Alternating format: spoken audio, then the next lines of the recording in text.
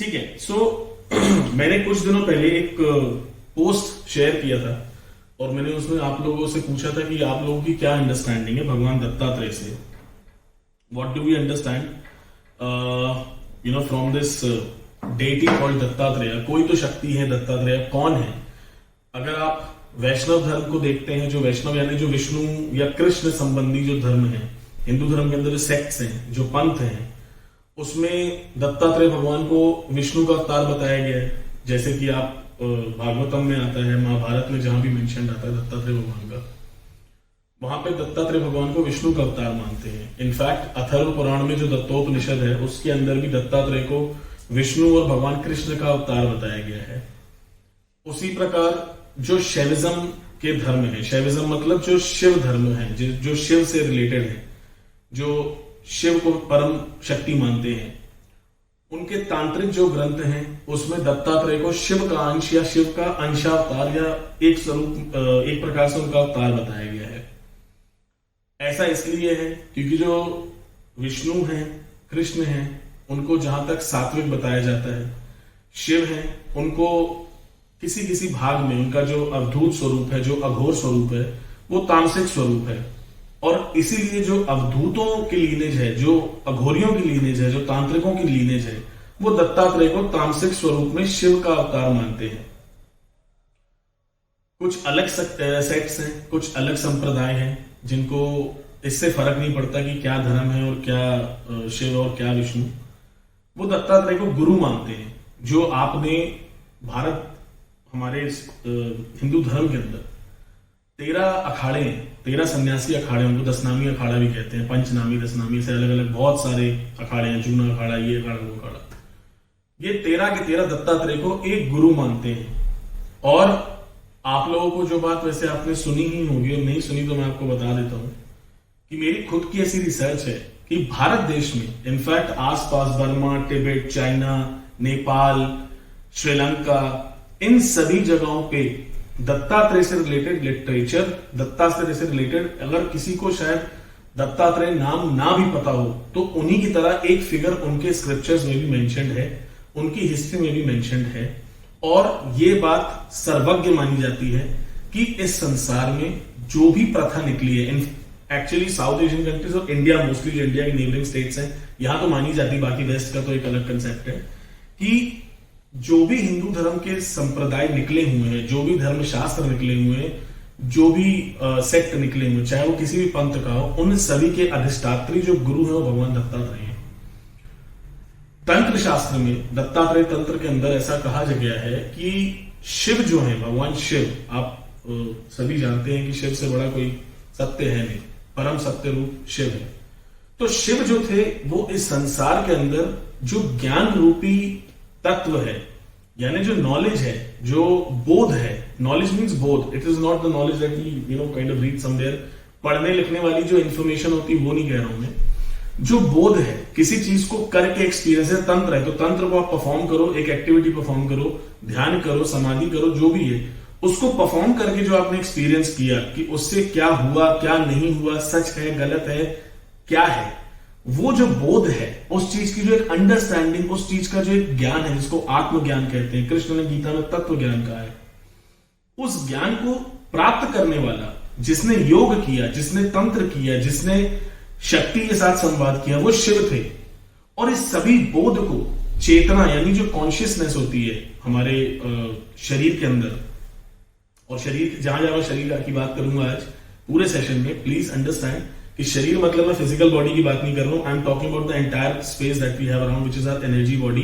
हमारा सूक्ष्म शरीर, स्थूल शरीर और परा सूक्ष्म शरीर, इन 3 शरीरों के बारे में आज हम बात भी करेंगे, ध्यान से रिलेटेड टॉपिक है। तो वैसे 7 शरीर होते हैं हमारे, 7 बॉडीज होती हैं, बट उतनी डिटेल में मैं अभी जाऊंगा भी नहीं, उतना डीप में जाने की जरूरत है, because I am really not sure of the background that all of you come from. मुझे नहीं जानकारी कि किसका क्या बैकग्राउंड है, ज्यादा मैं भरना नहीं चाहता हूं ज्ञान से आप लोगों को। तो दत्तात्रेय को माना जाता है कि चेतना के स्वरूप में जो भी वो बोध था, जो शिव ने पकड़ा था, जो शिव ने आजमा के देखा था, तंत्र के जरिए, मंत्र के जरिए, समाधि के जरिए, शमशान में अघोर क्रियाओं के जरिए, उस सभी नॉलेज को कॉन्शियसनेस के रूप में दत्तात्रेय को उसका कस्टोडियन बनाया गया है, यानी उसके अधिकारी भगवान दत्तात्रेय हैं। और ये बात मैं बहुत ही जिम्मेदारी के साथ और बहुत ही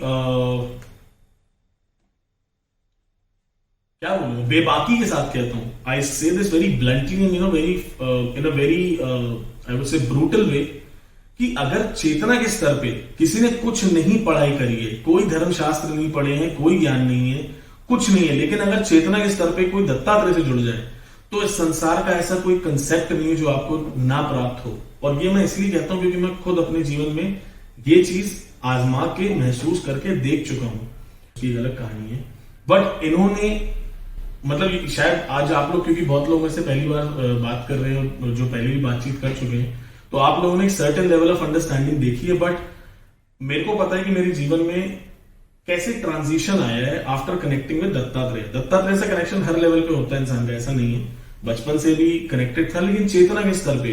and that is the science that we want to talk about today, कि व्हाट इज द साइंस, की विज्ञान है क्या हमारी चेतना को हम दत्तात्रेय की जो ब्रह्मांडीय चेतना है, जो आकाशीय चेतना इसको कहते हैं, गॉड्स कॉन्शियसनेस कहते हैं, सुप्रीम पावर, डिवाइन एनर्जी, बहुत सारे नाम है, उससे कैसे कनेक्ट करें। ठीक है, अब ये कनेक्ट करने के लिए सबसे पहले ये जान लेना बहुत जरूरी है कि दत्तात्रेय एक्चुअल में है क्या। दत्तात्रेय को अवधूत कहते हैं। मेरे को अपने जीवन में दत्तात्रेय के लिए सिर्फ एक ही नाम उचित लगता है, मैं दत्तात्रेय भी उतना नहीं कहता, मैं सच बताऊं तो मैं बाबा अवधूत बाबा ही बोलता हूं। और उसका कारण है क्योंकि अवधूत शब्द ही वो क्लोजेस्ट है उस एग्जिस्टेंस से जिसका नाम दत्तात्रेय है। अवधूत का अर्थ क्या होता है ये समझना पड़ेगा। अगर अवधूत का अर्थ आप गूगल करेंगे व्हाट इज अवधूत, तो उसमें लिखा आएगा वेगाबॉन्ड। वेगाबॉन्ड मतलब एक केयर फ्री, निष्फिकर, निश्चिंत, बिना किसी समस्या के, परेशानी के घूमने फिरने वाला इंसान, जिसको कोई परवाह नहीं, रमता जोगी बहता पानी, कि ना कुछ फायदे की तलाश में है कि कहां मैं कुछ अपना फायदा ढूंढ लूं, ना इस बात का कोई इंसान अपने डर में है कि मेरा कुछ खो जाएगा, मेरी कुछ नुकसान हो जाएगा, इन सबसे परे। लेकिन यहां पे एक डाउट क्रिएट हो जाता है लोगों के दिल में बहुत ज्यादा, और ये अक्सर क्वेश्चन आता भी है, स्पेशली जो सात्विक मार्गी लोग हैं, जो बहुत ही ज्यादा वैष्णव संप्रदाय के अंदर विश्वास रखते हैं कि प्याज लहसुन भी नहीं खाना। और वो आप इंटरनेट पे बात देख भी सकते हैं, बहुत सारे ब्लॉगर्स हैं जिन्होंने ये बात लिखी कि Dattatreya is a tantric deity and that's why Dattatreya does not have a very big space in our scriptures. Dattatreya के बारे में वेदों में ज्यादा ज्ञान नहीं, दत्तात्रेय के बारे में पुराणों में ज्यादा ज्ञान नहीं, बहुत ज्यादा कंफ्यूजन है। और उसका रीजन ये कि दत्तात्रेय को कभी कोई स्वीकार नहीं कर पाया। दत्तात्रेय की मैं आपको कुछ कहानियां सुनाता हूं, कुछ छोटे छोटे इंस्टेंसेस बताता हूं, because it is very important. अगर आप दत्त से जुड़ रहे हो तो पहले आपको समझना पड़ेगा कि दत्त है क्या। जब तक दत्त की एनर्जी और जो वेवलेंथ है और हमारी वेवलेंथ, उसके बीच में सिंक्रोनाइजेशन या जो मिलाप होता है, वो मिलान जब तक नहीं होगा तब तक बात बनेगी नहीं। ठीक है, दत्त के मंत्र में कहते हैं कि स्मरण मात्र संतुष्ट है, और सत्य भी है कि दत्त भगवान ऐसे ईश्वर है, तत्व है या जो भी है वो, कि उनको अगर दिल से पुकारा जाए तो वो व्यक्ति की मदद करने आते हैं, चाहे किसी का संबंध हो ना हो, परिवार में जान पहचान हो, कुछ पूजा पाठ की हो ना की हो, उससे कोई फर्क नहीं पड़ता। पर जिसे करिश्मा कहते हैं ना, जिसे कहते हैं कि जीवन के अंदर आपका जो नजरिया है, जो आपका पर्सपेक्टिव है लाइफ को देखने का, चारों तरफ हर चीज को देखने का, जो वो बदलेगा, वो तब बदलेगा जब हम दत्त से जुड़ेंगे। और दत्त से जुड़ने के लिए दत्त को समझना जरूरी है। भगवान दत्तात्रेय ने बहुत सारे शिष्य बनाए, पर हंसी की बात यह कि भगवान दत्तात्रेय का कोई गुरु नहीं था फिजिकल फॉर्म में। आप सभी ने कहानियां सुनी होंगी कि भगवान दत्तात्रेय के 24 गुरु हैं, उसमें अजगर है, कीट पतंगे हैं, प्रकृति से संबंधित लोग हैं। एक फिजिकल फॉर्म में एक महिला भी है, उसको and she was a prostitute. एक क्या बोलते हैं उसको, गणिका जो होती है, उसको भगवान दत्तात्रेय ने 24 गुरुओं में एक स्थान दिया है। पर वैसे कोई ऋषि मुनि या कोई भगवान या ऐसा कोई नहीं था जो दत्तात्रेय का गुरु हो। और एक मैंने वीडियो बनाया था कि गुरु तत्व होता क्या है, इस बात को सिद्ध करने वाले सिर्फ और सिर्फ दत्तात्रेय हैं इस पूरे हिंदू धर्म के अंदर। ये मैं बहुत जिम्मेदारी और बहुत बेबाकी के साथ फिर से बोलना चाहूंगा, क्योंकि जितने भी संप्रदाय हैं, जितने भी पंथ हैं, आप किसी की भी किताब पढ़ सकते हैं। और मैं किसी का बुराई या किसी का वो नहीं कर रहा हूं कि कोई शक्ति अच्छी है, बुरी है, गुरु होना चाहिए, नहीं चाहिए, but I am telling you the concepts कि गुरु अपने अंदर है, गुरु हमारे भीतर है, ये बात को स्पष्ट रूप से संसार के सामने रखने वाला पहला जो व्यक्ति था उसे हम दत्तात्रेय कहते हैं, उसे हम दत्तात्रेय गुरु कहते हैं। भगवान दत्तात्रेय की एक छोटी सी कहानी सुनाना चाहूंगा आप लोगों को। परशुराम को उसकी मां ने कहा था, रेणुका देवी ने, परशुराम आप जानते हैं भगवान विष्णु के अवतार हैं, उनको रेणुका देवी ने कहा था कि भगवान दत्तात्रेय नाम के एक ऋषि है, दत्तात्रेय योगी हैं, उनके पास जाओ तुम्हें आत्मज्ञान मिल जाएगा। ठीक है, और मल्टीपल स्टोरीज है, लेकिन जो मैं आपको बेसिक बात बता रहा हूँ, इसमें उतना डीप में हम नहीं जाएंगे कि कब बताया कैसे होता है, लेकिन इंस्टेंस बता रहा हूँ क्योंकि हर पुराण के अंदर, मार्कंडेय पुराण में अलग कहानी, श्रीमद् भागवतम में अलग कहानी, महाभारत में अलग कहानी। सो दो पहचान उनको बताई थी। एक तो रेणुका देवी ने बताया था कि जब मेरी मृत्यु हो जाएगी और तुम मुझे दाह संस्कार के लिए ले जाओगे, तो रास्ते में तुम्हें मेरे श्राद्ध कर्म के लिए दत्तात्रेय से मेरा श्राद्ध करवाना है, दत्तात्रेय से मेरा अंतिम संस्कार कराना है। वही ऐसा योगी है जो मुझे परम गति को प्राप्त करा सकते हैं। तो परशुराम ने पूछा कि मैं कैसे जानूंगा, आई डोंट नो हिम, मेरे को तो पता नहीं कौन दत्तात्रेय, कैसे दिखते हैं, कहां रहते हैं। तो उन्होंने उनको उत्तर दिया था कि सह्याद्री पर्वतमाला, जो महाराष्ट्र, गोवा, कर्नाटका कनेक्ट करने वाली माउंटेन रेंजेस है, सह्याद्री पर्वतमाला कहते हैं उसे, वहां पे रेणुका देवी का आज भी शक्तिपीठ है, वहां मंदिर है, वहीं पे भगवान दत्तात्रेय का मंदिर है, जहां वो आज भी निद्रा करने आते हैं, रात को सोने आते हैं। तो वहां पे दत्तात्रेय ने परशुराम को दर्शन दिए और सूखी लकड़ी थी वो हरी बना दी थी।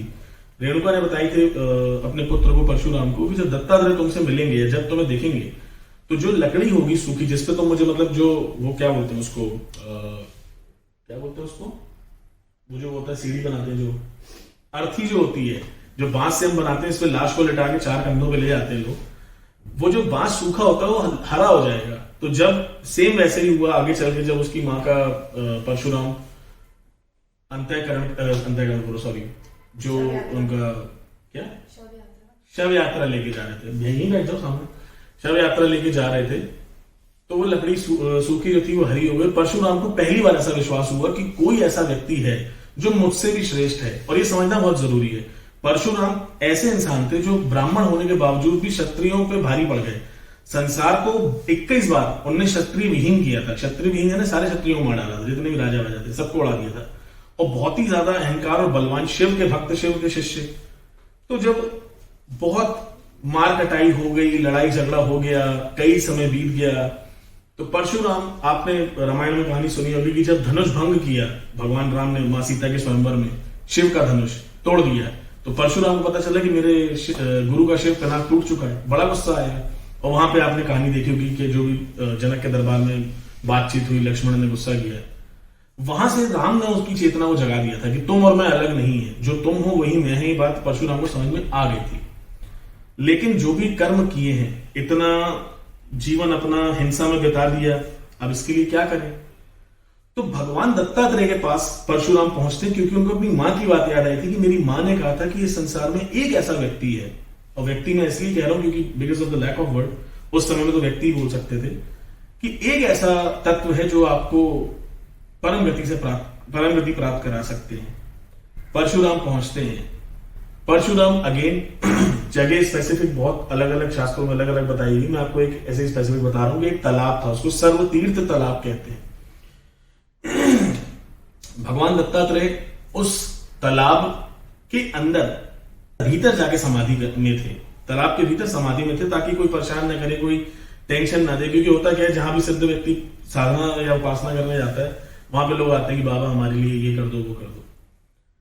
और बहुत समय बाद निकले। अब जब बहुत समय बाद निकले तो वहां पे लोगों को पता था, कई उनके ऋषि मुनि, कई शिष्य और कई राजे महाराजे और कई टाइप के लोग तालाब के चारों तरफ वेट कर रहे थे कि कब भगवान बाहर निकले और उनकी दिव्य दृष्टि वह सब पे पड़े और हमारा उद्धार हो जाए। उसी की कतार में खड़े थे परशुराम।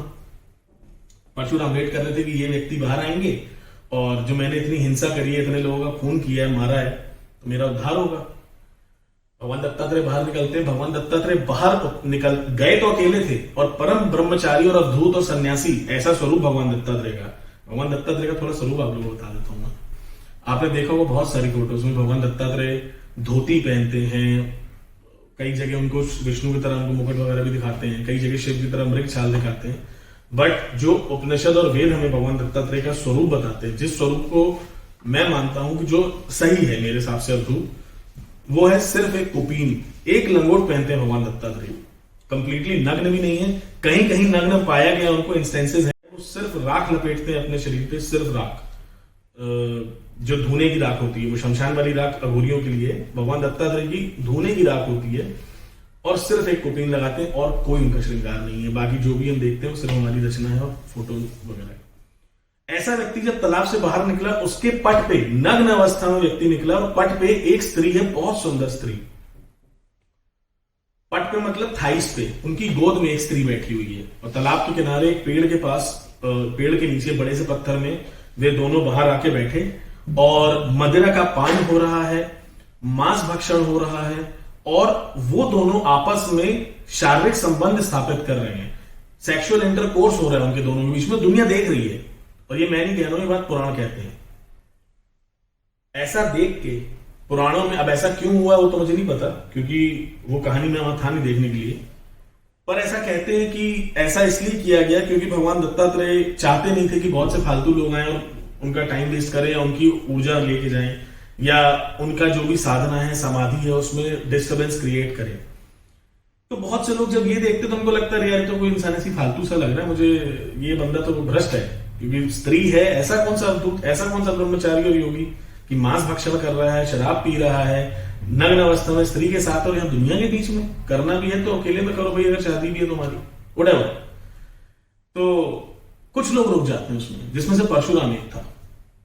परशुराम को सिर्फ इस बात पर विश्वास था कि उसकी जो मां थी वो सती थी, देवी रेणुका जो जमदाग्नि की पत्नी थी, वो सती धर्म का पालन करती थी, और सतीत्व में व्यक्ति अगर झूठ भी मुंह से निकल जाए तो सावित्री के ऊपर एक पुराण लिखा हुआ है पूरा, सती सावित्री के ऊपर, उसमें एक वाक्य आता है कि सती अगर अपने मुंह से झूठ भी कुछ बोल दे, झूठ मतलब अगर बिना सोचे समझे बोल भी दे, तो ब्रह्म को उसकी बात को सत्य करना पड़ता है, ब्रह्म का वाक्य है, ईश्वर को उसकी बात को सच करना पड़ता है।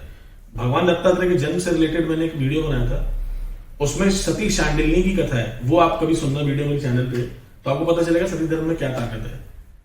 तो परशुराम को ये विश्वास था कि अगर ऐसा नहीं भी होगा ना, तो ये जो व्यक्ति सामने मुझे माया के अंदर फंसा हुआ भी लग रहा है, मेरी मां ने क्योंकि बोला, तो अगर इसकी मैं कोई भी बात सुन के फॉलो करूंगा तो वो सिद्ध हो जाएगी, मुझे परम गति मिलेगी। और भगवान दत्तात्रेय ने ये सारा जो उनका स्वरूप था, जब मोस्ट ऑफ द पीपल, जब बाकी बहुत सारे लोग जो खड़े थे, उसमें कुछ चुनिंदा लोग बचे जिनको अभी भी भगवान दत्तात्रेय पे विश्वास था कि नहीं, जो भी है भगवान दत्तात्रेय पे उनकी आस्था है, उनके ज्ञान पे उनका विश्वास था, वो रुके हुए थे। और वहां पे भगवान दत्तात्रेय ने उन दोनों को, ये जो वो लोग थे, कुछ लोग थे, उनको अपने स्वरूप में, अनघा लक्ष्मी के स्वरूप में उस स्त्री को अपने साथ धारण किया। उस स्वरूप को भगवान दत्तात्रेय का एकमात्र ऐसा स्वरूप है जिसमें उनको विवाहित बताया जाता है, और ये सिर्फ साउथ इंडिया में मोस्टली पूजा जाता है, तो नॉर्थ इंडिया में, वेस्ट ईस्ट इंडिया में या अलग जगहों पर दत्तात्रेय को हमेशा ब्रह्मचारी बताया जाता है। पर यह भी सत्य है, अनघा लक्ष्मी जो है वो लक्ष्मी का ही एक स्वरूप बताया जाता है। वो दत्तात्रेय की अपनी जो क्रिया शक्ति थी, क्रिया शक्ति यानी एनर्जी ऑफ मैनिफेस्टेशन, जिस शक्ति से, जिस ऊर्जा से कोई भी व्यक्ति एक नए जीवन को जन्म देता है, जैसे हम मनुष्यों में वो एनर्जी होती है काम ऊर्जा, उससे हम एक नए बच्चे को जन्म देते हैं, वैसे ही जो बड़े तत्व होते हैं उनके अंदर भी वही क्रिया शक्ति होती है। क्रिया शक्ति आप सब जानते होंगे, महाअवतार बाबा जी क्रिया शक्ति के कस्टोडियन है, उसी प्रकार भगवान दत्तात्रेय भी एक प्रकार से एक ही तत्व है, महाअवतार बाबा और दत्तात्रेय भगवान कोई अलग नहीं। और क्रिया शक्ति के माध्यम से उस अनघा लक्ष्मी को प्रकट किया, यानी अपने अंदर से पुरुष छोड़ के प्रकृति को बाहर निकाला और प्रकृति तत्व प्रकट किया। ये करने के पीछे क्या कारण है, ये शास्त्रों में आपको मैंने बताया, जो बताया था कि लोगों की से भीड़ छटाने के लिए, कि फालतू लोग ना बचे, इसलिए ऐसा दिखावा किया, जो भी किया। पर जो मुझे लगता है इसके दो कारण रहे होंगे। एक कारण तो ये है कि गुरु का काम ही है जांच करना। आप स्कूल में पढ़ते हैं, कॉलेज में पढ़ते हैं, गुरु का काम है कि पहले सिखाओ और सिखाने के बाद टेस्ट लो, और टेस्ट लेने के बाद अगर व्यक्ति पास हो जाए तो फिर नेक्स्ट लेवल का नॉलेज दो उसको। ऐसे हम स्कूल्स में पढ़ते हैं, तो गुरु हमेशा ये काम करता है, और ये इतिहास गवाह है, जितने भी गुरु रहे सभी ने टेस्ट लिए। तो एक तो टेस्ट था, और दूसरा क्योंकि दत्तात्रेय ने बार बार उनके ऐसे कई इंस्टेंसेस हैं, और जो उनको तत्व से जानने वाले हैं वो सब ये बात मानते हैं कि दत्तात्रेय ने कभी भी सिर्फ योग को ही प्राथमिकता नहीं दी है। ऐसे बहुत से ईश्वर तत्व हैं, जैसे बुद्ध थे, महावीर थे, कई ऐसे हमारे यहाँ ईश्वर तत्व हैं। जैसे अगर हिंदू धर्म के अंदर भी देखें तो दत्तात्रेय इकलौते आत्मज्ञानी नहीं है, ऋषभ देव हुए हैं, कपिल मुनि हुए हैं, एक से एक ज्ञाता। आप वार्ता सुने उनकी, ययाति इतना बड़ा नाम, भगवान दत्तात्रेय के शिष्यों में से एक था। इन सभी ने योग को महत्व दिया, लेकिन दत्तात्रेय योग और भोग दोनों को बैलेंस करके चलने वाली शक्ति है, क्योंकि दत्तात्रेय स्वीकारता का नाम है। दत्तात्रेय एक श्लोक है हमारे यहाँ, उसको कहते हैं कदा योगम कदा भोगम बाल लीला भी शोभितम दशम रत्न पंक्तिम श्री दत्तात्रेय नमोस्तुते। यानी दत्तात्रेय वो तत्व है जो योग भी करता है, भोग भी करता है, और बाल लीलाएं भी हैं उनकी। दत्तमाला मंत्र के अंदर जो अथर्व वेद से लिया गया है, उसके अंदर भगवान दत्तात्रेय शुरुआती 3-4 लाइनों में एक नाम आता है कि बाल उन्मत्त पिशाच वेशा है। अब ये बाल उन्मत्त पिशाच क्यों बोल दिया? इतनी बड़ी शक्ति पिशाच, पिशाच तो बहुत छोटी मोटी, जो तंत्र के ज्ञानी उनको पता है पिशाच की कोई मतलब ऐसी कोई बहुत बड़ी औकात नहीं होती, वो हल्का फुल्का ही माना जाता है। राक्षस योगी ठीक है, ताकतवर है, लेकिन इतनी बड़ी शक्ति को कैसे बोल दिया? पिशाच कहने से इसका अभिप्राय समझना पड़ेगा कि बाल उन्मत्त यानी छोटे स्वरूप में, उन्मत्त यानी क्रेजी, सनकी, बिना सोच के करने वाला, जो मनमौजी आदमी, और पिशाच यानी जो एंटी सोशल होता है। पिशाच का तार्किक अर्थ जो है, पिशाच का जो टेक्स्ट बुक डेफिनेशन है वो तो तंत्र के मार्ग में भूत प्रेत ऐसी एक योनि बता दिया है, लेकिन जो उसका तार्किक अर्थ है जो पुराणों मनीषियों ने निकाला है, वो मतलब है कि जो समाज के रीति रिवाजों में ना मानने वाला हो। और ये स्वरूप दत्तात्रेय का आपको हर जगह मिलेगा। नंग धड़ंग घूमना, माता पिता से आज्ञा, पैदा हुए माता पिता को अपने मुक्त किया, जो 3 देवी देव जो ब्रह्मा विष्णु महेश थे उनको छोटा किया फिर बड़ा किया, ऐसे बहुत सारी उनकी कहानियां हैं।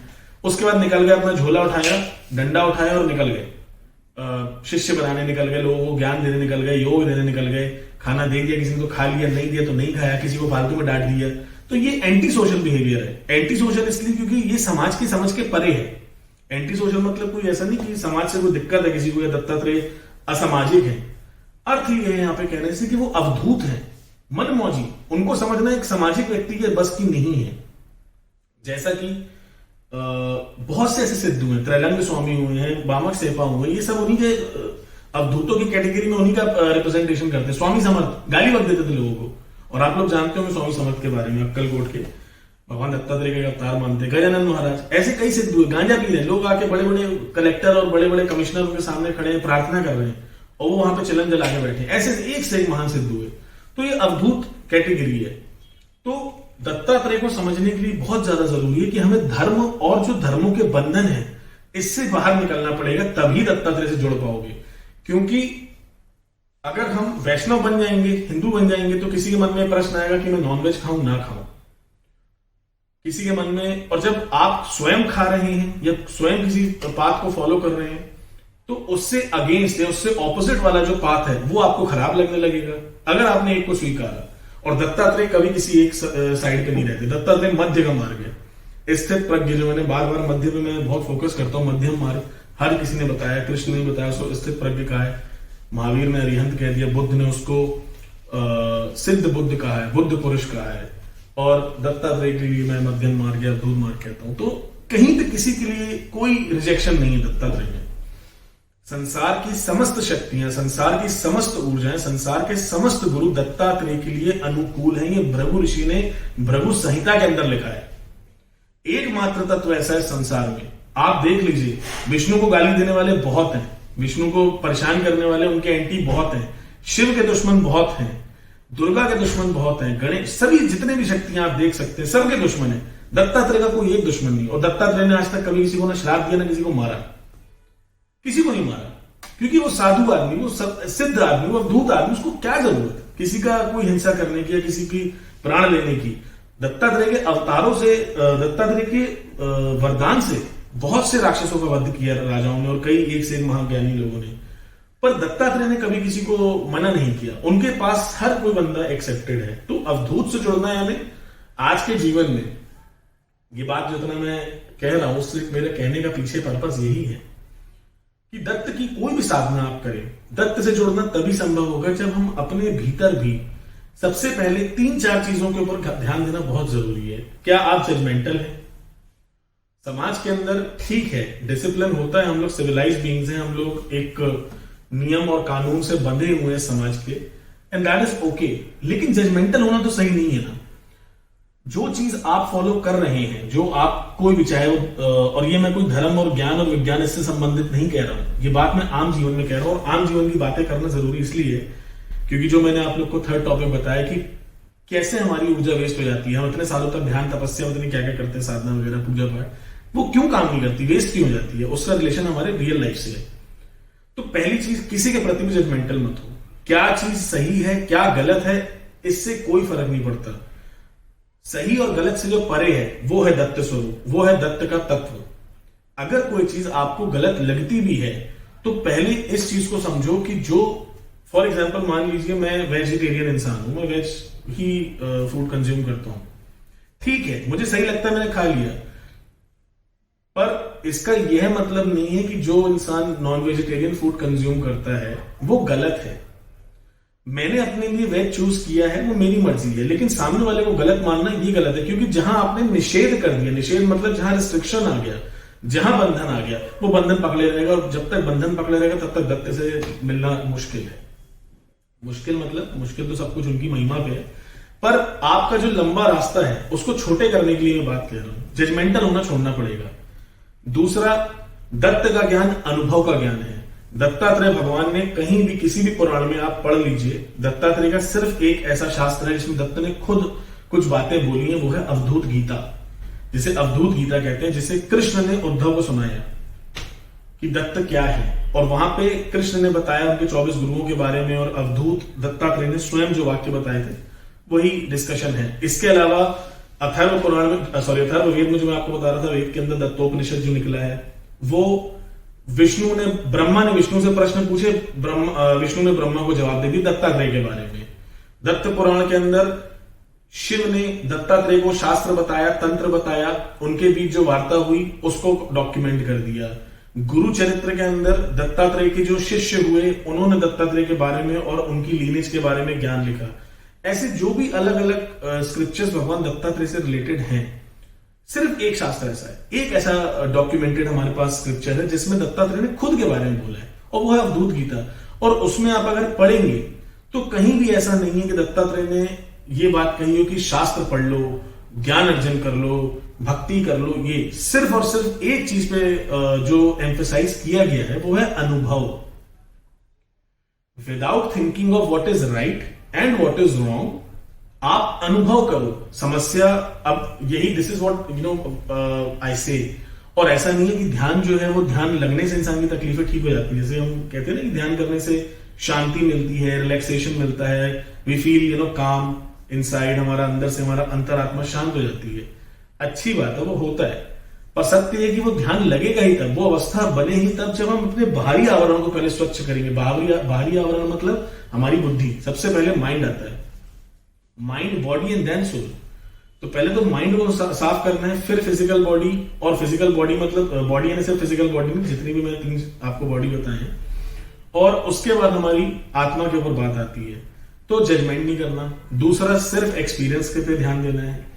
आप अच्छा हो रहा है लाइफ में, चाहे बुरा हो रहा है, चीजें आपके अकॉर्डिंग हो रही हैं, चाहे आपके अकॉर्डिंग नहीं हो रही, आप दुख में हैं, तकलीफ में हैं, ठीक है। ऐसा नहीं है कि खुद को बेवकूफ बनाओ कि अगर किसी को शारीरिक समस्या है, दर्द भी हो रहा है, तो बोले नहीं नहीं कोई दर्द नहीं हो रहा, बढ़िया मजे में। नहीं, दर्द हो रहा है, ठीक है, किसी ने आपको चोट पहुंचाई है, किसी ने आपका अपमान किया है, किसी ने आपको डिसरिस्पेक्ट किया है, आपको बुरा फील हो रहा है, बुरा फील कर सकते हैं, किसी ने दिल दुखाया, रो सकते हैं, कोई समस्या नहीं है। लेकिन उस रोने में अहम जो होगा वो ये नहीं होगा कि हाय वो मर जाए, कैसा बेकार इंसान है, उसने मेरे साथ ऐसा बुरा कर दिया। अगर उसमें फंस गए तो द्वंद आ गया, क्योंकि आपने बुराई उसी की करेंगे, गलत उसी को मानेंगे जिसको आप सही ना समझे। अगर आप किसी को सही समझते हैं, कोई इंसान सही कर रहा है, तो उससे कैसी बुराई और उससे कैसा द्वंद। हर अवस्था में दत्त ने हमें यह सिखाया है। अवधूत संप्रदाय या अवधूत पंथी लोग हमें ये बताते हैं, गुरु, कि चाहे आपका किसी ने दिल भी दुखाया है, तो जब वो दिल दुखा रहा है, सर फिर नवनाथ कथा किस पे ऊपर आई, नवनाथ का ही बता दूंगा आपको मैं। सो दत्तात्रेय हमें कहते हैं कि अनुभव पे ध्यान रखो आप, कि अनुभव क्या चीज है। आप अगर बुरा भी फील कर रहे हो, किसी दुख फील कर, आपको बुरा फील करा है, तो ध्यान दो खुद पे कि तुम रो रहे हो, ठीक है रो लो, कोई दिक्कत नहीं है, मैं बुरा महसूस हो रहा है, इट्स फाइन, बट क्यों रो रहे हो। अपने आप को ऑब्जर्व करो। आप रो भी रहे हैं तो आप सोचिए कि रोने से क्या फायदा मिलेगा आपको, अपने आप को महसूस करें आप। और जब इंसान खुद को ऑब्जर्व करना शुरू कर देता है, चाहे वो अच्छाई में हो, चाहे बुराई में हो, सुख में हो, दुख में हो, जीत में हो, हार में हो, मान में, सम्मान में हो, चाहे अपमान में हो, तो ये सारी जो सिचुएशन है ना, ये आपको सिर्फ एक जगह लेके आएंगे, वो है मध्यता, जिसको कहते हैं मध्यम, मिडिल पाथ। ये आपको हमेशा बीच में न्यूट्रल रहने के लिए कहेगी। आप हमेशा एक चीज नोटिस करना, हमेशा जो भी लोग ध्यानी होते हैं, ये मैं एक आपको मतलब आजकल तो खैर सभ्य समाज में बहुत से मेडिटेशन वाले बहुत से लोग हो गए, मेडिटेशन करते हैं, और बहुत आम बात है आजकल। मतलब मेरी तो काफी ऐसे लोगों से बात होती है जो बोलते हैं हमारी कुंडलिनी जागृत है, कोई कहता है हमारे सप्त चक्र जागृत है। सब ये आजकल एक से एक चीजें बैठे हैं मार्केट में, पर सत्य यही है कि जो एक्चुअल में सच्चा ध्यानी है, उसके अंदर आप हमेशा एक चीज महसूस करोगे कि वो हमेशा आपको एक जैसा लगेगा। अगर बहुत ज्यादा खुशी भी आ गई तब भी वो वैसे ही दिखेगा, बहुत ज्यादा गम आ गया, बहुत दुख आ गया, शारीरिक पीड़ा आ गई तब भी वैसे ही दिखेगा, और इंस्टेंट रिएक्शन उस बंदे का आपको कभी नहीं मिलेगा। जिस समय आपके जीवन में आप विचारों के अधीन होते हो, तो जैसे दिमाग में विचार आया उसको आपकी ऊर्जा पकड़ती है और आप इंपल्सिव रिएक्शन दे देते हो। किसी ने बुरा बोला तो तू भी जा, किसी ने बोला तू मर जा, तूने बोला तू भी मर जा, किसी ने बोला तुम भाड़ में, तो हम भी बोलते तू भी भाड़ में जा। जिस दिन आप इंपल्सिव रिएक्शन देना बंद कर देंगे, रिस्पॉन्ड करना है, किसी को जवाब देना है, वो आपकी इच्छा है, आपके मन के भाव, उसको दबा के नहीं रखना है। लेकिन जब वो विचार की वजह से आप जवाब नहीं दोगे, जब आप जिस भी सिचुएशन को हैंडल करेंगे और उस सिचुएशन का जो भी रिप्लाई करना है, जो भी प्रतिक्रिया हमारे शरीर से होनी चाहिए, वो प्रतिक्रिया जब आप अपनी चेतना के स्तर पे अपने आप को ऑब्जर्व करके, सिचुएशन को समझ के, हर चीज को समझ के जब आप जवाब देते हैं, प्रतिक्रिया करते हैं, वो ध्यान की पहचान है। तो दो बातें मैं आपको बता चुका हूं कि पहला, एक तो जजमेंटल नहीं होना है लाइफ में, अगर दत्त का हम साधना कर रहे हैं, दत्त के मार्ग में जुड़ रहे हैं। दूसरा, स्वीकार्यता